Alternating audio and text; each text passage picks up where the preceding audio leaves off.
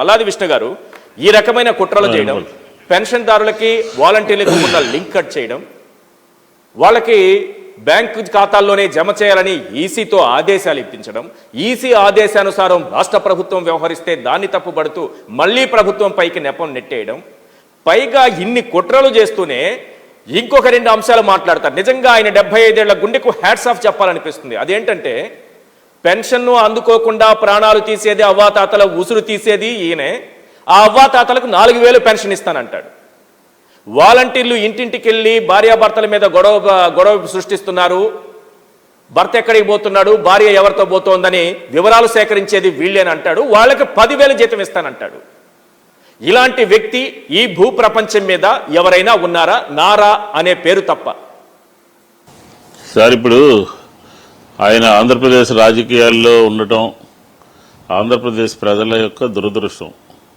ఇంకా ఆయన గురించి మనం అంత దురదృష్టం అంటే ఇంకా అంతే దురదృష్టం అనమాట. ఇప్పుడు ఏంటంటే 2 విషయాలు మనం ఇక్కడ చర్చించుకోవాలి.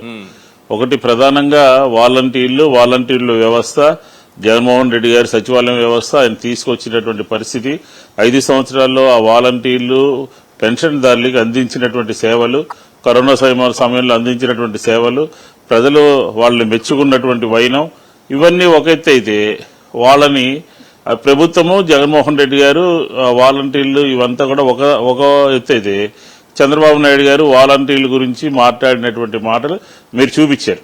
వాలంటీర్లని చెప్పుతో కొట్టాలి అన్నాడు, లేకపోతే గోను సంచులు మోసేటటువంటిది ఇది అన్నాడు. ఇలా రకరకాలుగా వాళ్ళని ఈ రాష్ట్రంలో ఉన్నటువంటి అందరినీ కూడా మొత్తం కించిపరిచే విధంగా మాట్లాడాడు. ఎన్నికలు సమీపిస్తున్నాయి. ఈ వ్యవస్థ పట్ల ప్రజల్లో ఒక మంచి అభిమానం, వాలంటీర్ల వ్యవస్థ పట్ల ప్రజలు, మేము గడప గడప తిరుగుతున్నప్పుడు ప్రజలందరూ కూడా మాకు వీళ్ళందరూ కూడా అండగా ఉన్నారు, మాకు ఏం కావాలన్నా వీళ్ళు చూస్తున్నారు, సచివాలయం దగ్గరికి మమ్మల్ని చేపట్టుకుని నడుపుతున్నారు, పెన్షన్లు ఉదయమే 5:30 కల్లా వచ్చి 1వ తారీఖున మాకు అందిస్తున్నారు అని చెప్పిన ఒక మంచి ఎప్రిషియేషన్ వచ్చింది వాలంటీర్ల మీద. ఈ ఎప్రిషియేషన్ వచ్చినటువంటి తరుణంలో చంద్రబాబు అండ్ నిమ్మగడ్డ రమేష్ కంపెనీ కూడా ఒకటి ఉంది. వాళ్ళందరూ కూడా కలిసి ఏం చేశారంటే, ఇది మనం దీన్ని ఎక్కడైనా బ్రేక్ చేయాలి, ప్రజలకి ప్రభుత్వానికి మధ్య వారధుల్లాగా ఈ వాలంటీర్లు ఉన్నారు, వాలంటీర్ల మీద ప్రజలకి అచంచలమైనటువంటి విశ్వాసం ఉంది, ఆ విశ్వాసం రేపు ఓట్ల రూపంలో మారుతుంది అని చెప్పని కొద్ది రోజుల ముందు నుంచే ఢిల్లీ హైకోర్టుకు వెళ్లారు, మన ఆంధ్రప్రదేశ్ హైకోర్టుకు వెళ్లారు, సుప్రీంకోర్టుకు వెళ్లారు, ఆఖరికి ఇందాక మీరు చూపించినటువంటి దాని ప్రకారం ఎలక్షన్ కమిషన్ దగ్గరికి వెళ్లారు. ఎలక్షన్ కమిషన్ దగ్గరికి వెళ్లి వీళ్ల మీద కంప్లైంట్ ఇవ్వడం జరిగింది. కోర్టులో కూడా ఎలక్షన్ కమిషన్ డైరెక్షన్ ప్రకారం కోర్టు చెప్తే ముందే వాలంటీర్లని ఎన్నికల విధుల్లో ఉంచము అని చెప్పి రాష్ట్ర ప్రభుత్వం చెప్పడం జరిగింది. దాని దరిమిల ఈ పెన్షన్లు ఇచ్చే కార్యక్రమం ఈ 3 నెలల పాటు దూరం అయిపోయిందనమాట. అంటే ఒక ప్రణాళికాబద్ధంగా ఒక వ్యవస్థను తీసుకొచ్చి రాష్ట్రంలో ఉన్నటువంటి 65 లక్షల మంది, రమారమి 65 లక్షల మంది పెన్షన్దారులు, ఈ పెన్షన్దారులో ఉన్నటువంటి రకాలు ఏంటంటే వికలాంగులు, వితంతువులు, లేకపోతే కిడ్నీ పేషెంట్లు, లేకపోతే వృద్ధులు, ఇలా రకరకాలైనటువంటి కేటగిరీస్ అన్ని కూడా వాళ్ళందరినీ కూడా సాటిస్ఫై చేసి ప్రభుత్వము 3,000 రూపాయలు జనవరి 1వ తారీఖున వాళ్ళ ఇంటికి వెళ్ళి ఇచ్చినటువంటి పరిస్థితి చూసిన తర్వాత మనం ఈ ఎన్నికల్లో ఇది పడకూడదు అని ఒక కుట్ర కోణంలో కుతంత్రంతో ఈ కార్యక్రమం తీసుకున్నారు. అది వాళ్ళందరికీ కూడా సెల్ఫ్ గోల్ అయిపోయిందనమాట. వాళ్లే పోయి ఈ పెన్షన్లు వాళ్ళ చేత ఇప్పించద్దాం అన్న చెప్పిన తర్వాత ఎన్నికల కమిషన్ ఆదేశాలని, కోర్టు ఆదేశాలని, ఇప్పుడు ప్రభుత్వము వైఎస్ఆర్ కాంగ్రెస్ పార్టీది అయినా ఇప్పుడంతా కూడా ఎన్నికల కమిషన్ కనుసన్నల్లో నడుస్తుంది. ఆ ఎన్నికల కమిషన్ దగ్గరికి పోయి ఎన్నికల కమిషన్కి వివరంగా చెప్పి ఈ వాలంటీర్లని ప్రభుత్వానికి, పార్టీకి, జగన్మోహన్ రెడ్డి గారికి మధ్యలో గ్యాప్ క్రియేట్ చేసి వీళ్ళని దూరంగా పెట్టి పెన్షన్లు ఇవ్వకుండా లేకపోతే వేరే కార్యక్రమాల్లో ఉండకుండా దూరంగా పెట్టినటువంటి ఘనత ఎవరిదంటే చంద్రబాబు నాయుడు అంటున్నారు. ఈసీ మార్గదర్శకాలు, ఈసీ ఆదేశానుసారం మీరు అకౌంట్లలో వేస్తున్నారా? మీరే అవ్వాతాతల్ని కష్టపెట్టడానికి అకౌంట్లో వేస్తున్నారా? సార్, ఇప్పుడు మనం ఏనాడైనా మా ప్రభుత్వం వచ్చిన తర్వాత, ముఖ్యమంత్రిగా జగన్మోహన్ రెడ్డి గారు వచ్చిన తర్వాత ఆయన పాదయాత్రలోనే చెప్పారు, వాలంటీర్ వ్యవస్థను తెస్తాము, వాలంటీర్ల ద్వారా పెన్షన్లు పంపిణీ చేస్తామని. ఇప్పుడు కాదు, ప్రభుత్వం రాకముందే చెప్పారు.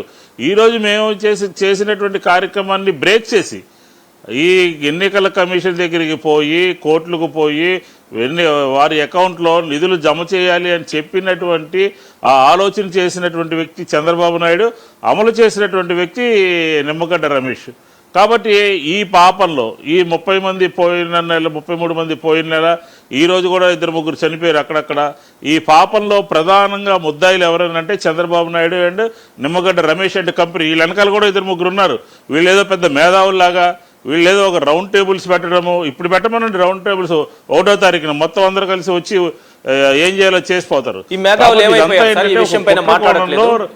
మేధావులు పరిస్థితి అర్థమైంది కదా. ఎవరో ఒకరు ఈ చనిపోయినటువంటి దాని అందరికీ కారణం చంద్రబాబు నాయుడు అంటే నిమ్మగడ్డ రమేష్ అని చెప్పిన ఒక క్రిమినల్ కేసు ఎక్కడన్నా పెట్టేటటువంటి పరిస్థితి కూడా ఉన్నది. ఎందుకంటే దీనికి కారణం వాళ్లే కదా. అసలు వాళ్ళకి ఏంటి సంబంధము? పెన్షన్ల పంపిణీ కార్యక్రమంలో వాళ్ళిద్దరికీ ఏంటి సంబంధము? ఎందుకు దూరాల్సి వచ్చింది? ఎందుకు ఆపాల్సి వచ్చింది?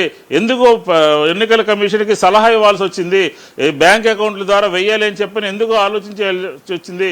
ఆ చెప్పడం ద్వారానే ఈరోజు ఎన్నికల కమిషన్ 50 లక్షల మంది రమారమి 50 లక్షల మంది వరకు కూడా బ్యాంకులో నిధులు జమ చేయడం జరిగింది. దీని మూలంగా అనేక ఇబ్బందులు ఉన్నాయి. ఈ వ్యవస్థని సాఫీగా సాగనిచ్చినట్టుంటే, వ్యవస్థ జోలికి వెళ్ళినట్టుంటే, వీళ్ళు ఇంటర్ఫీర్ కాకుండా ఉంటే ఈ రోజు 64 లక్షల మంది ఒకేసారి పోయిన నెల ఈ నెల ఇబ్బందులు తప్పేవి కాదు కదా. బ్యాంకుల చుట్టూ తిరగాలి, లేకపోతే సచివాలయాల చుట్టూ తిరగాలి, లేకపోతే అక్కడ మండల రెవెన్యూ ఎండిఓ ఆఫీసుల చుట్టూ తిరగాలి. దీని అందరికీ ఎవరు కారణం? చంద్రబాబు. అందుకనే ఒక వారం రోజుల ముందు నుంచి మీరు ఇంటి వద్ద పెన్షన్ ఇవ్వాలి, ఇంటి వద్ద పెన్షన్ ఇవ్వాలి. నిమ్మగడ్డ రమేష్తో నీ ఆలోచనల ప్రకారం, నీ యొక్క సూచనల ప్రకారం వాళ్ళ ముందు చెప్పించింది బ్యాంకుల్లో జమ చేయండి అని చెప్పించావు ఆ రోజు. ఈ రోజు వచ్చేమో నువ్వు పొలిటికల్గా ఇక్కడికి వచ్చి ఇంటి వద్ద ఇచ్చేయండి, ఇంటి వద్ద ఇచ్చేయండి అని చెప్పి ఒక మసిపూసి మారేడికాయ చేసేటటువంటి కార్యక్రమాన్ని నువ్వు తీసుకుంటావు. కాబట్టి ఈరోజు రాష్ట్రంలో ప్రజలందరూ కూడా గమనిస్తా ఉన్నారు. సామాన్యులు, పేదవాళ్ళు, ముసలివాళ్ళు, తోడు దొంగలు ఇద్దరు ఒకే లైన్ పైన ఉంటారు. కాదు సార్, తోడు దొంగలు అనేవాళ్ళు ఇద్దరు ఒకే లైన్ పైన ఉంటారు. ఈ తోడు దొంగేమో బ్యాంకుల్లో వేయాలంటారు, ఈ తోడు దొంగేమో బ్యాంకుల్లో ఎలా వేస్తారని అంటారు. తోడు దొంగల్లోనే ఏంటి డ్రామాలు? ప్రభుత్వం పైన నెపం నెట్టేయడం ఏంటి? అదే సార్ ఇప్పుడు నిమ్మగడ్డ రమేష్ అనే వ్యక్తి చంద్రబాబు నాయుడు ఆలోచనల్ని అమలు చేసేటటువంటి వ్యక్తి. ఒక పక్క కాంగ్రెస్తో, ఒక పక్క బీజేపీతో, ఇంకొక పక్క నిమ్మగడ్డ రమేష్తో, ఇలా బహుముఖంగా అందరితో కూడా రకరకాలుగా ప్రభుత్వం మీద కార్యక్రమాలని, వ్యతిరేక కార్యక్రమాలు చేయిస్తా ఉన్నాడు. చంద్రబాబు నాయుడు ఆలోచనే వాలంటీర్ని కట్ చేయాలి, పెన్షన్దారులందరూ కూడా జగన్మోహన్ రెడ్డి గారికి ప్రభుత్వానికి అనుకూలంగా ఉండకూడదు, వాళ్ళు పెన్షన్లు ఆపాలని చెప్పింది, అమలు చేసింది ఎలక్షన్ కమిషన్ దగ్గరికి, కోర్టుకు వెళ్ళింది ఆయన. కాబట్టి ఈయన ఇద్దరిది బాధ్యతే. ఇద్దరు రకరకాలుగా మాట్లాడుతూ ఉన్నారు. ఒకళ్ళేమో ఇంటి వద్ద ఇవ్వాలంటారు, ఒకళ్ళేమో బ్యాంకుల్లో ఇవ్వమంటారు. కాబట్టి ఈ పాపం అంతా కూడా ఈ చంద్రబాబు నాయుడు ఎప్పుడున్న అధికారంలో ఉన్నా, ప్రతిపక్షంలో ఉన్న కృష్ణా పుష్కరాల్లో ఎంతమంది చనిపోయారు. అలాగే ఇందాక మన విజయబాబు గారు చెప్పినట్టు ఆయన 5 సంవత్సరాల పరిపాలనలో రోడ్ల యాక్సిడెంట్లో కానీ రకరకాలుగా ఎంతమంది చనిపోయారు.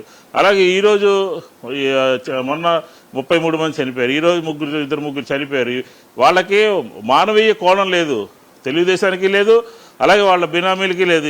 నిమ్మగడ్డ ఒక మానవీయ కోణంలో ఎవరైనా కనపడితే, ముసలి వాళ్ళు కనపడితే, లేకపోతే అవాతాతలు కనపడితే వాళ్ళని తీసుకెళ్లి చేయబట్టుకుని నడిపించి తీసుకెళ్లి రోడ్డు దాటిస్తారు. వీళ్ళు అమానుషంగా ప్రవర్తిస్తున్నారు, రాక్షసుల్లాగా ప్రవర్తిస్తున్నారు, గుండె లేనటువంటి వాళ్ళలాగా ప్రవర్తిస్తున్నారు. ఏ మాత్రం కూడా ప్రజల యొక్క కష్టాలు, వాళ్ళ పరిష్కారాలు తెలియనటువంటి వాళ్ళుగా కర్కశంగా ప్రవర్తిస్తున్నారు. కాబట్టి ఈరోజు ఈ పాపానికి తెలుగుదేశమే కారణము, తెలుగుదేశం అధినేత చంద్రబాబే కారణము, నిమ్మగడ్డ రమేషే కారణము, నిమ్మగడ్డ రమేష్ వెనకాల ఉన్నటువంటి వాళ్ళ కంపెనీలో ఉన్నటువంటి వాళ్ళే కారణము, వాళ్ళదే బాధ్యత. కాబట్టి ఈరోజు ఏంటంటే ముసలి కన్నీరు కారుస్తున్నారు చేతిలో ఉన్నటువంటి పత్రికల ద్వారా. ఇవ్వండి, ఇంటి వద్ద ఇవ్వండి అని ఒక పక్క, బ్యాంకులు వేయండి అని ఓ పక్క, రకరకాలుగా మాట్లాడుతూ ఉన్నారు. కాబట్టి ఈ పాపానికి తెలుగుదేశం రేపు 13వ తారీఖున ప్రజలందరూ కూడా మూల్యం చెల్లించుకుంటారు. ఖచ్చితంగా వీళ్ళు చెల్లించుకోవాల్సినటువంటి అవసరం ఉంది. ఇందులో వేరే ఆలోచన లేదు. ఎవరండి ఈరోజు మేము ముఖ్యమంత్రిగా ఉన్నా, మా ప్రభుత్వం ఉన్నా, ఇదంతా కూడా ఎన్నికల కమిషన్ ఆధీనంలో ఉంటుంది.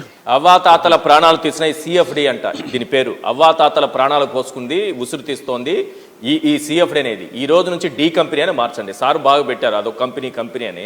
మల్లాది విష్ణు గారు. కాబట్టి డి కంపెనీ ఇది. అవును. ఈ డి కంపెనీలో ఉన్న వాళ్ళు ఒక్కరు కూడా బయటకు వచ్చి ఈ రోజు అవ్వాతాతల ప్రాణాలు పోతుంటే ఒక్కరు కూడా సమాధానం చెప్పట్లేదు.